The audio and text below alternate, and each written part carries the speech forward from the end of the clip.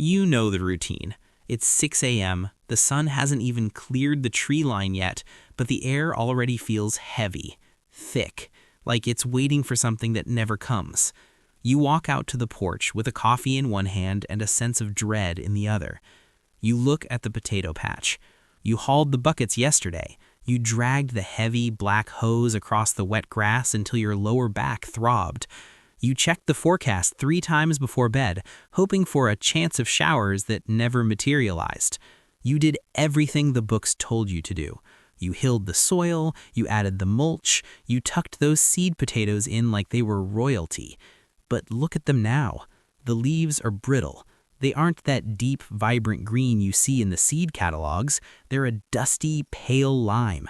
They look limp, tired. If you touch one, it feels like thin parchment paper, ready to shatter. You stand there staring at a galvanized bucket sitting in the dirt, and you realize something. You are watering the soil, but the soil is no longer drinking. You are working harder, but the system is growing quieter. It feels hollow. It feels like you're pushing a car uphill with the parking brake engaged. Most people call this gardening in a drought. They say it's just the way things are now. They tell you to buy a bigger tank, a better pump, or a more expensive liquid fertilizer that promises to lock in moisture. You think you are helping. You think you're being a good steward by pouring more and more resources into that patch of dirt, but the plants react like you're attacking them. The more stuff you add, the more dependent they become. They've forgotten how to be wild. They've forgotten how to tap into the engine that actually runs this planet. Let's be honest about the way most of us garden. We treat our plants like they're in a hospital bed on a constant IV drip of city water and synthetic salts. We've turned the most resilient crop in history, the humble potato, into a fragile, thirsty burden. But what if the problem isn't the lack of rain? What if the problem is that we've accidentally insulated our gardens from the very energy that makes things grow? The model failed, not you. For the last century, we've been handed a map of the natural world that is missing an entire continent.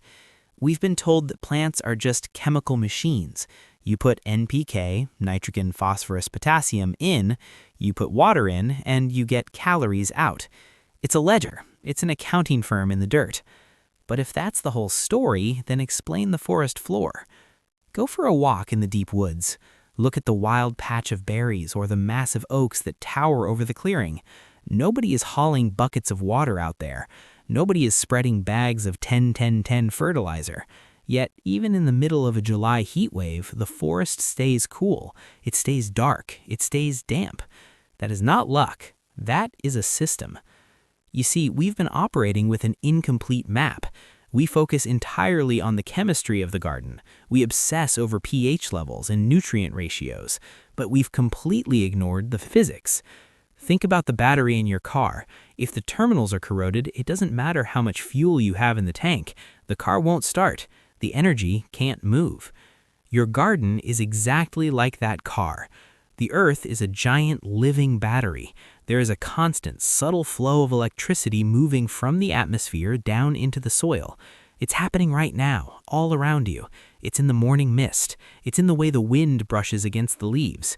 It's a silent, invisible current that has been the hidden engine of growth for millions of years.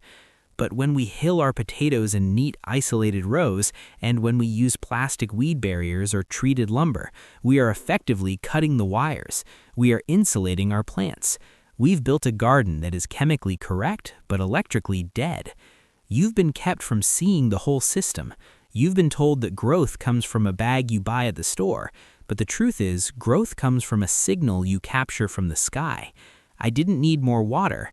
I just needed a better antenna.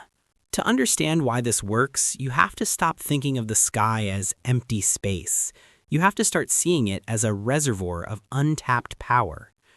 Think of the AA battery sitting in your wall clock. You know that if you put it in backward, the clock won't tick. There's a positive end and a negative end. The world operates on that exact same principle. The Earth itself is the negative terminal, grounded, steady, and vast. The sky, specifically the ionosphere miles above our heads, is the positive terminal. It is constantly charged by solar radiation and cosmic rays. In between those 2 points, there is a voltage gradient. Every single meter you move up into the air, the electrical potential increases. It's a silent, invisible waterfall of energy pouring down toward the soil. Now look at a tree. Look at the way a pine needle is shaped, or the way a blade of grass tapers to a fine, sharp point. In physics, we call that the power of points. Those sharp tips aren't just for decoration. They are biological antennas designed to catch that atmospheric charge and pull it down into the roots. In the 1920s, a French inventor named Justin Christofleau realized this. He wasn't a corporate scientist in a lab coat. He was a man who watched how the wild world functioned. He noticed that during lightning storms, right before the rain even hit the ground, the plants seemed to wake up. The air grew thick with ozone, and the hair on your arms would stand up. That wasn't just a weather event. It was a massive surge of energy. Christofleau wondered, what if we could capture a fraction of that surge every single day, even when there isn't a storm? He began experimenting with what we now call electroculture. He didn't use complex machines or expensive solar panels. He used simple physics. He built antennas, basic metal rods, and placed them in his garden. The results were so staggering they almost sounded like a hoax. He was growing leeks the size of a man's arm and potatoes that defied every known rule of agriculture, and he was doing it in soil that others had given up on. In simple terms, he wasn't shocking the plants. He wasn't using a plug in a wall. He was just giving the atmosphere a better pathway to the soil. Think of it this way. Your potato plants are trying to drink from a straw, but the straw is clogged with dust. By adding a simple copper antenna, you aren't just giving them a bigger straw, you're turning on the faucet. You are helping the plant's own biological circuit close the loop. When that circuit is closed, something incredible happens inside the soil. The bacteria, the tiny workers who actually feed your potatoes, suddenly have more energy to move. The minerals that were locked in the clay become more soluble. The plant doesn't have to work as hard to find food, so it stops stressing about water. It becomes a self-sustaining engine. This is the secret sauce. This is the moment where we stop talking about theory and start talking about the tool that changed my harvest. You might expect a complex array of sensors or a high-tech grid, but the most effective tool for this is sitting in a scrap bin at the back of your garage. It's something most people throw away without a second thought. We use a copper spiral. That's it. I went to a local scrapyard and found a handful of old, thick-gauge copper wire, the kind used in house wiring. It cost me exactly $2. If you have an old piece of Romex cable sitting in a shed corner, it's $3. The mistake is not the material. Copper is the gold standard here because it is one of the most conductive elements on the periodic table. But the mistake most people make is the form. They just stick a straight piece of wire in the ground and hope for the best. We are not just putting metal in the dirt, we are changing how the energy arrives. To make this work, you need a wooden stake about 6 feet tall. Why wood? Because wood is an insulator. It forces the electrical charge to travel through the copper wire rather than leaking out into the post itself. It keeps the signal pure. Then you take your copper wire and you wrap it. But you don't just wrap it randomly. You create a vortex. You start at the bottom and you spiral upward, moving toward the sky. In the northern hemisphere, there's a specific rhythm you have to follow. You wrap the wire in a clockwise direction as it moves up the stake. This isn't superstition, it's about aligning with the natural magnetic flow of the earth. You're building a literal energy funnel. At the very top of the stake, you leave a few inches of wire sticking straight up, like a finger pointing at the clouds. This is your collection point. This is the needle that pricks the atmosphere and invites the ions to come down for a visit. At the bottom, you leave a tail of copper, about 12 inches long. This tail is what we bury in the soil, right at the base of your potato hilling. When you step back and look at it, it doesn't look like a piece of farm equipment, it looks like a piece of folk art. It's sturdy, it's dark, and it has a coarse, handmade feel to it. But the second you sink that stake into the ground, you have just upgraded your garden's hardware. You have turned a raw material, scrap metal, into a refined state. You created a bridge between the heavens and the earth. And the best part? It never needs a battery. It never needs to be plugged in. It never breaks down. As long as there's air above the ground and soil beneath your feet, the antenna is working. It's a silent $2 engine that works while you sleep. Now, we don't just throw these into the garden. If you want the atmosphere to cooperate with you, you have to respect the rhythm of the earth. This isn't a chore, it's a ritual. First, timing is everything.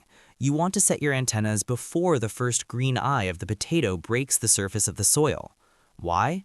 Because the most critical phase of electroculture happens underground, in the dark.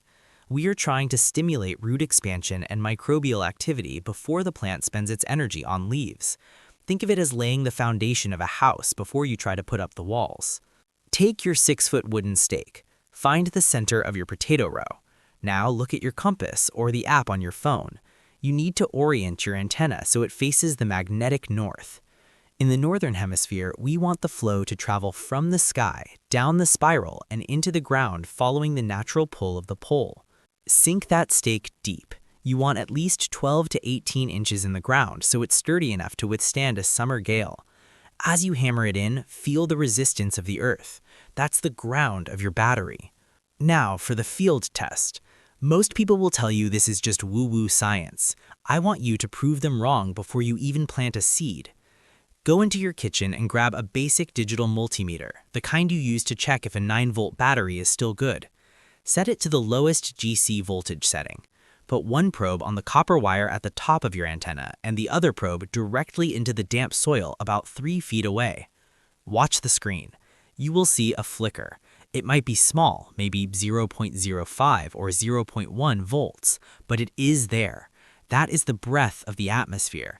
You are literally measuring the sky's desire to touch the earth. If you don't see a reading, your soil might be too bone dry. Pour a little water at the base to increase conductivity. That flicker on the screen is your proof that the circuit is live. But here is the reality filter.